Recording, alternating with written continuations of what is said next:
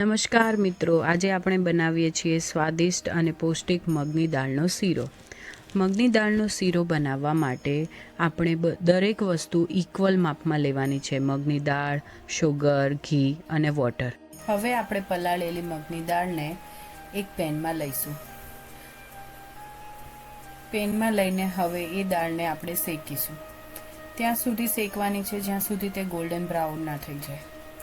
હવે આપણે એક પેનમાં વોટર લઈશું, એમાં નાખીશું આપણે કેસર, ઇલાયચી પાવડર, શુગર,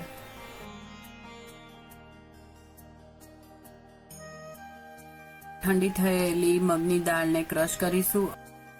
કઢાઈમાં આપણે થોડું ઘી લઈશું, ઘીમાં 2 સ્પૂન સોજી નાખીશું. સોજી ગોલ્ડન બ્રાઉન ના થાય ત્યાં સુધી હલાવીશું.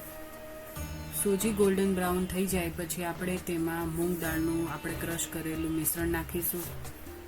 હવે તેને હલાવતા રહીશું. હવે તેમાં આપણી તૈયાર કરેલી ચાસણી નાખીશું અને થોડા સમય સુધી હલાવતા રહીશું અને શીરો પ્રોપર શેકાઈ ના જાય ત્યાં સુધી આપણે શેકવાનો છે.